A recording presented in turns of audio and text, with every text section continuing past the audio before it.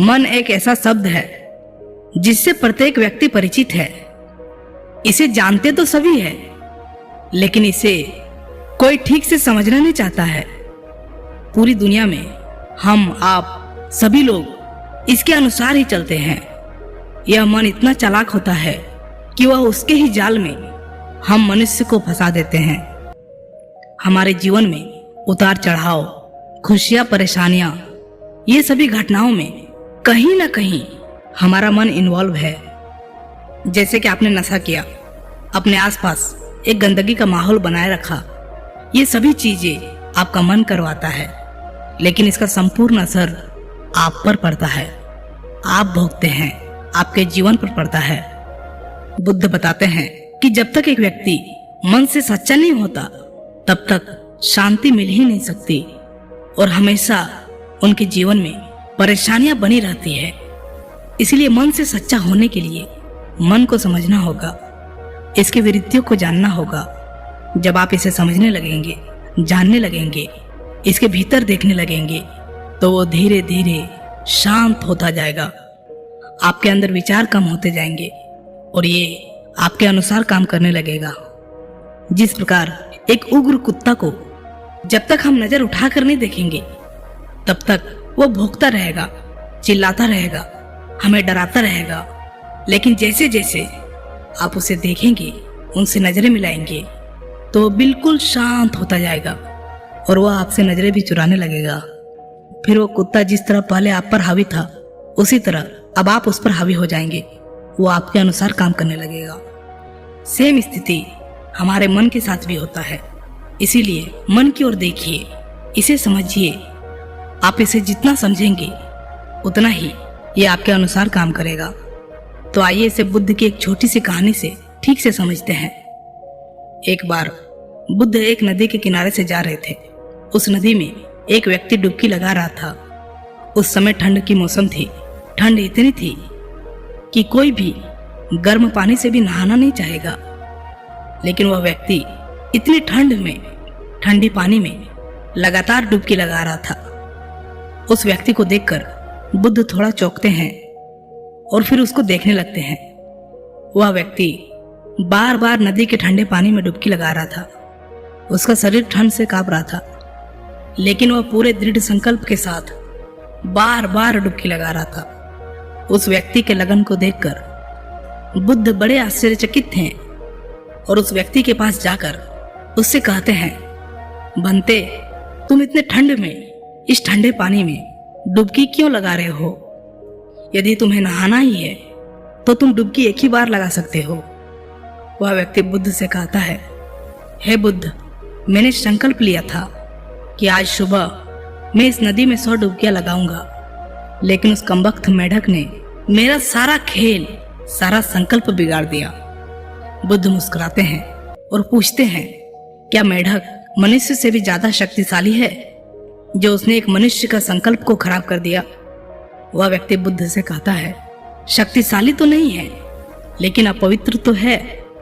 बुद्ध उस व्यक्ति से फिर पूछते हैं, तुम्हें उस मेढक में क्या अपवित्रता नजर आ रहा है? वह व्यक्ति कहता है, मैं ये तो नहीं जानता हूँ कि मेढक में क्या अपवित्रता होता है, लेकिन मैं ये अवश्य ही जानता हूँ कि मेढक अपवित्र होते हैं। बुद्ध उस व्यक्ति से पूछते हैं कि क्या तुम इस बात को साबित करके दिखा सकते हो कि मेढक अपवित्र होते हैं? वह व्यक्ति कहता है, मैं साबित तो नहीं कर सकता हूँ, लेकिन मैं जानता हूँ। बुद्ध उस व्यक्ति से फिर कहते हैं, जिस बात को तुम साबित नहीं कर सकते हो, तुम उसे जान कैसे सकते हो? बुद्ध की बातों को सुनकर व्यक्ति थोड़ा आश्चर्य हुआ और बोला, क्षमा कीजिए महात्मा जी, लेकिन मुझे तो यही बताया गया है। बुद्ध उस व्यक्ति से पूछते हैं, तुम्हें ये सब किसने बताया? वह व्यक्ति कहता है, मेरे एक गुरु ने। बुद्ध फिर कहते हैं, यह जीवन तुम्हारा है या तुम्हारे गुरु का? वह व्यक्ति उत्तर देता है, हे बुद्ध, ये तो मेरा जीवन है। फिर बुद्ध बोलते हैं, तुम अपने इस जीवन को अपने अनुभवों से जियोगे या अपने उस गुरु के अनुभवों से जियोगे? वह व्यक्ति बुद्ध से बोला, हे महात्मन, ये तो मैं अपने अनुभव से जीऊंगा। बुद्ध बोले, तो बताओ कि सत्य क्या है? क्या एक मेढक अपवित्र हो सकता है। वह व्यक्ति कहता है, महात्मन, मैं तो नहीं जानता, मुझे इस सब के बारे में कुछ भी पता नहीं है। मैं आपको पूरी घटना बताता हूँ। दरअसल मेरा समय अभी बहुत खराब चल रहा है। मुझे किसी ने बताया था अगर मैं इसमें 100 डुबकियां लगाऊं तो मैं अपने बुरे समय से निकल जाऊंगा। इसलिए मैं सुबह सुबह इस नदी में डुबकी लगाता हूँ और मैं बड़ी मुश्किल से 100 डुबकियां लगा पाया हूँ। जैसे ही मैं इस नदी से बाहर जा रहा था तभी मेरे पैर के नीचे एक मेढक आ गया और मेरे मन में लगा कि मैं अपवित्र हो गया हूँ। इसलिए मैं दोबारा से 100 डुबकियां लगाने गया और इतने में ही आप आ गए और मुझे पता लगा कि मैं अपने ही गलत सोच के कारण अपने आप को सजा दे रहा था। जिस बात का मुझे अनुभव ही नहीं है उसमें मैं बिना सोचे समझे ही सच मान रहा था।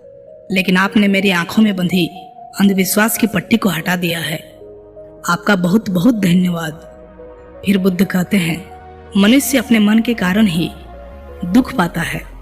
जो चीजें अपवित्र है उन्हें तो वे अपवित्र नहीं मानते हैं और जो चीजें अपवित्र नहीं है उन्हें वे अपवित्र मानता है। लोग नशा करते हैं, गलत विचार करते हैं, एक दूसरे से घृणा का भाव रखते हैं, लेकिन वे इसे अपवित्र नहीं मानते। वे मानते हैं कि कोई जीव जो उनके जीवन में कोई प्रभाव नहीं डालता है उसे वे अपवित्र मानते हैं। ये मनुष्य अंधविश्वासों में जीता है जिसके कारण वह पूरा जीवन जी ही नहीं पाता है। वह व्यक्ति फिर बुद्ध से पूछता है, भगवान, सबसे बड़ा अंधविश्वास क्या है? बुद्ध कहते हैं, मनुष्य का सबसे बड़ा अंधविश्वास यह है कि उसे लगता है कि वे अपने मन के द्वारा ही अपने मन से मुक्त हो जाएगा, यानी अपने मन के द्वारा ही अपने जीवन के सभी दुखों से मुक्त हो जाएगा। तुम अपने चारों तरफ देखना, तुम देखोगे कि हर व्यक्ति अपने ही मन के जाल में उलझा हुआ है। कोई उम्मीदों में जी रहा है तो कोई डरा हुआ है। किसी को लगता है कि कल सब कुछ ठीक हो जाएगा, किसी को लगता है आज का दिन अच्छा है, कल खराब हो जाएगा। लेकिन वास्तविकता यह नहीं है। जब तक मनुष्य अपने मन को नहीं समझेगा तब तक कुछ भी ठीक नहीं हो सकता और यही शाश्वत सत्य है। वह व्यक्ति फिर बुद्ध से पूछता है कि हे तथागत, मन को कैसे समझा जाता है? बुद्ध कहते हैं कि जागरूकता से मन की ओर जागरूक हो जाओ, इसे देखो। पूरे दिन में जब भी याद आए जागरूक होकर इसे देखो कि तुम्हारा मन तुमसे क्या करवा रहा है। और ये जागरूकता वाली बात, तुम्हारा मन तुम्हें बार बार भुलाने की कोशिश करेगा, लेकिन तुम्हें लगातार बार बार प्रयास करते रहना है। तुम्हें बार बार ये देखना है कि क्या तुम जिस रास्ते पर चल रहे हो वो तुम्हें वहां पहुंचाएगा जहां तुम जाना चाहते हो। और यही सूत्र है मन से मुक्त होने का। जब भी याद आए जागरूक होकर देखो कि क्या आप वहीं जा रहे हैं जहां आपको जाना चाहिए था। इसलिए बुद्ध ने फिर कहा कि जब तक व्यक्ति मन से सच्चा नहीं होता तब तक शांति नहीं मिल सकती। तब तक वो इस दुनिया में भटकता ही रहेगा, खोजता ही रहेगा, लेकिन उसे कुछ भी नहीं मिलेगा और उसके जीवन में हमेशा परेशानियां बनी रहेगी। मित्रों, आप इस बारे में क्या सोचते हैं? आपके विचार क्या है? आपकी भावनाएं क्या है? एक कमेंट के माध्यम से जरूर बताइएगा। क्या पता आपके एक कमेंट से किसी का जीवन बदल जाए। धन्यवाद।